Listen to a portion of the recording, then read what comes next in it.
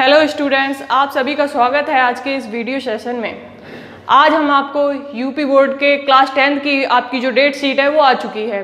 तो आज हम आपको साइंस के कुछ इंपॉर्टेंट टॉपिक्स जैसे कि जो आते हैं आपके दृष्टि दोष हो गए, ठीक है, इनके बारे में आज हम आपको पढ़ाने वाले हैं। ठीक है, इसमें इससे रिलेटेड आपके ऑब्जेक्टिव टाइप के क्वेश्चंस में भी, लॉन्ग आंसर्स में और शॉर्ट आंसर्स, तीनों तरह से किसी भी टाइप में आपके ये क्वेश्चन आ सकते हैं। तो ये क्वेश्चन आपके जो एग्जाम के पॉइंट ऑफ व्यू से बहुत ही इम्पॉर्टेंट है। तो इस वीडियो सेशन को एंड तक देखिएगा। आज हम आपको बताएंगे कि दृष्टि दोष क्या होते हैं, क्या क्या उनके कारण होते हैं, या उनमें क्या क्या चीज़ें हमें मतलब कहाँ दूर दृष्टि दोष में किस तरह से दूर की वस्तु स्पष्ट दिखाई देती है, निकट दृष्टि दोष में कैसे कौन सी वस्तु स्पष्ट दिखाई देती है और कौन सी वस्तु स्पष्ट दिखाई नहीं देती है। तो आइए चलिए आप चलते हैं हमारी वीडियो की तरफ।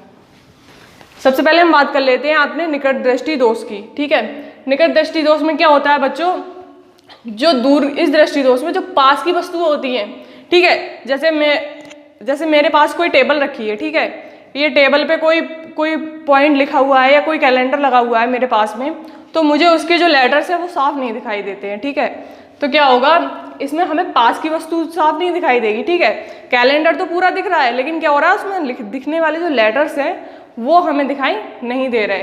तो इस तरह से क्या होगा, निकट दृष्टि दोष में पास की वस्तुएं तो स्पष्ट दिखाई दे देंगी, ठीक है, लेकिन दूर की जो वस्तु है वो स्पष्ट दिखाई नहीं देंगी। ठीक है, अगला पॉइंट हम लेके चलते हैं। इस दृष्टि दोष में वस्तु का प्रतिबिंब रेटिना से पहले ही बन जाता है।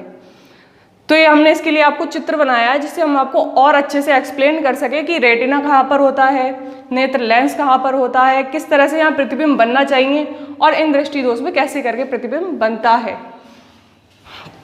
तो जो हमारी वस्तु जैसे मान लीजिए सपोज दैट यहाँ रखी है, ठीक है, और इस वस्तु का प्रतिबिंब ये हमारा नेत्र लेंस हो गया। ठीक है, नेत्र लेंस के बाद जो प्रतिबिंब बनेगा वो रेटिना, ये जो लाइन देख रहे हैं ना आप, ये यहाँ बनना चाहिए, लेकिन इसमें क्या हो रहा है, जो हमारा प्रतिबिंब है वो कहाँ बन रहा है, रेटिना से पहले ही बन जा रहा है। तो क्या होगा, इससे वस्तु जो पास की है वो साफ दिखाई नहीं देगी। ठीक है, तो आप सब समझ गए ना, रेटिना ये है और प्रतिबिंब कहाँ बन रहा है, इससे पहले बन रहा है, और जबकि बनना कहाँ चाहिए, रेटिना पर। ठीक है बच्चों, तो अगला पॉइंट हम लेके चलते हैं।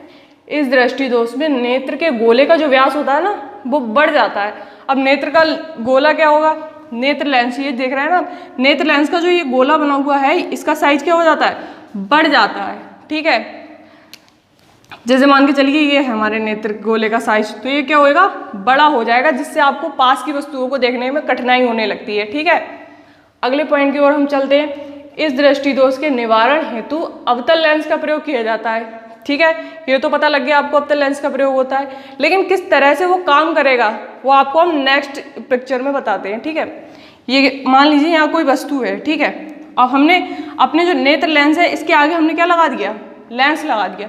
जैसे चश्मा होता है ना, चश्मा आंखों के आगे लगा हुआ होता है, तो मान लीजिए ये लेंस हो गया आपका। ठीक है, तो इस लेंस से जो रेज होंगी जैसे कि इस तरह से जा रही है, ठीक है, ये इन रेज को क्या कर देगा, थोड़ा सा फैला देगा, क्योंकि यहाँ देखो आप यहाँ आगे ही सिमट जा रही हैं। अब ये लेंस क्या कर देगा, अभिसारित कर देगा, मतलब बढ़ा देगा थोड़ा सा, जिससे कि जो प्रतिबिंब है वो कहाँ बनने लगेगा, ठीक, रेटिना पर, जिससे आपको आपकी वस्तु बिल्कुल सटीक दिखाई देगी और स्पष्ट दिखाई देगी। ठीक है, ये तो बात हो गई आपके निकट दृष्टि दोष की। ठीक है, अब हम आपको बताते हैं कि दूर दृष्टि दोष क्या होता है। ठीक है, इस दृष्टि दोष में दूर की वस्तुएं स्पष्ट दिखाई देती हैं, किंतु क्या होता है, पास की वस्तुएं स्पष्ट दिखाई नहीं देती हैं। ठीक है, अगला पॉइंट क्या है इसमें, इस दृष्टि दोष में वस्तु का प्रतिबिंब रेटिना के पहले वही बन जाता है। तो क्या है, अब इस चित्र की ओर चलते हैं हम लोग। ये देखिए, इसमें आप एक छोटा सा पॉइंट ये नोट कर लीजिए। इसमें क्या होता है ना, जैसे हमें कोई भी चीज़ देखनी है, मान लीजिए ये मार्कर ले लीजिए, अब मुझे इसको साफ तरह से इस पर कोई पॉइंट लिखा हुआ है वो मुझे पढ़ना है। ठीक है, तो मैं क्या करूँगी, इसको मुझे यहाँ से साफ दिखाई देगा तो मैं यहाँ से पढ़ूंगी ना। अब आप अगर यहाँ से पढ़ने लगेंगे तो क्या आपको चीज़ें साफ दिखाई देंगी, नहीं देंगी ना। तो ये जो यहाँ से देखने का मेरा पॉइंट है वो क्या कहलाएगा, वो हमारा निकटतम बिंदु कहलाएगा। ठीक है, सॉरी मैं लिख देती हूँ यहाँ पे, निकटतम बिंदु। ठीक है, तो जो निकटतम बिंदु होता है हमारी जो इसका आँख का, वो क्या होता है, 25 सेंटीमीटर, ठीक है। एक नॉर्मल आई का होता है ये। और जिस व्यक्ति को दूरदृष्टि दोष हो जाता है उसका निकटतम बिंदु क्या होता है, उसको क्या करना पड़ता है, वो क्या करता है, उसको यहाँ से साफ नहीं दिखाई दे, उसने क्या आगे बढ़ाकर थोड़ा सा देख लिया, क्योंकि जब वो पास से देखेगा, जब हमें ही पास से दिखाई नहीं दे रहा तो वो अपने पास में लाएगा आग के पास में, तो उसे और भी धुंधला दिखाई देगा। तो उसका जो बिंदु होता है वो कहाँ बनता है, दूर को रखना पड़ता है उससे वस्तु को, जिससे कि उसे जो वस्तु का प्रतिबिंब है वो स्पष्ट दिखाई दे, ठीक है। ये हो गया आपका निकटतम बिंदु, ठीक है। अगला, हाँ, रेटिना के पीछे बनता। अब देखो रेटिना हमारी यहाँ है तो प्रतिबिंब कहाँ बनना चाहिए था, इस यहाँ पर, लेकिन अब यहाँ क्या हो रहा है, जो प्रतिबिंब है वो रेटिना के क्या बन रहा है, बाद में बन रहा है, ठीक है। तो इस दृष्टि दोष के लिए क्या किया जाता है, इसमें क्या होता है, इस दृष्टि दोष में नेत्र के गोले का जो व्यास है वो कम हो जाता है। ये नेत्र का गोला हो गया आपका, ठीक है, इसका व्यास क्या हो जाता है, कम हो जाता है। मतलब ये अभी इतना बड़ा है, आपका जब दूरदृष्टि दोष होगा आपको तो क्या होगा, नेत्र के गोले का व्यास आपका कम हो जाएगा, जिससे कि आपको वस्तु, दूर की वस्तुओं को देखने में कठिनाई होगी, क्योंकि आपका पॉइंट बाद में बनेगा रेटिना के, ठीक है। अगला पॉइंट लेके चलते हैं। इस दोष के निवारण हेतु उत्तल लेंस का प्रयोग किया जाता है। क्यों किया जाता है, चलिए नेक्स्ट स्टेप में देखते हैं। देखिए ये इस तरह से हमने चित्र को बनाया है।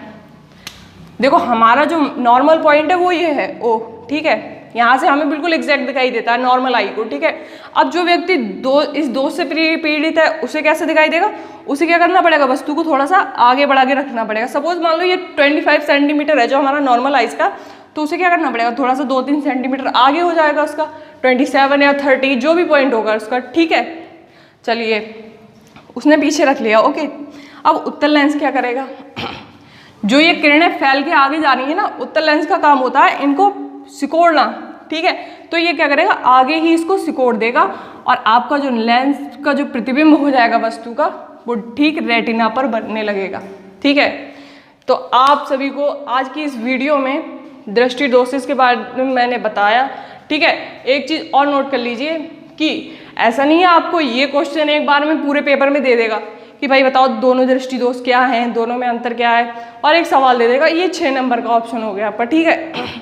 उसके अलावा शॉर्ट आंसर्स में आपसे ये पूछ सकता है कि दूरदृष्टि दोष की डेफिनेशन बताओ और निकट दृष्टि दोष की, ठीक है, उनका एक एग्जाम्पल पूछ सकता है, ओके, ठीक। ऑब्जेक्टिव टाइप में आपसे ये पूछ सकता है कि जो एक मतलब नॉर्मल आई का जो क्या कहते हैं निकटतम बिंदु होता है वो कितना होता है, तो क्या बताएंगे आप, 25 सेंटीमीटर, ठीक है।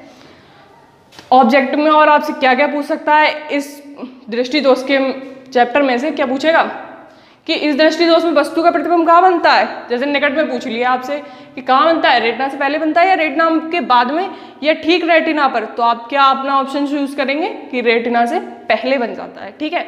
ऐसे यहाँ से पूछ लिया आपको कि इसमें नेत्र गोले का व्यास कैसा हो जाता है, कम हो जाता है या बढ़ जाता है, तो आप अपना ऑप्शन चूज कर सकते हैं। इस अकॉर्डिंग आपके क्वेश्चन इस चैप्टर से बनेंगे, ठीक है। तो आज की इस वीडियो सेशन में इतना ही। आप हमें सपोर्ट करते रहिए, ऐसे ही आपके लिए हम आपके एग्जाम के पॉइंट ऑफ व्यू से आगे भी और अच्छी वीडियोस लाएंगे, जिससे कि आपके हर एग्जाम में, साइंस के एग्जाम में स्पेशली आपको हेल्प मिले, ठीक है। धन्यवाद दोस्तों।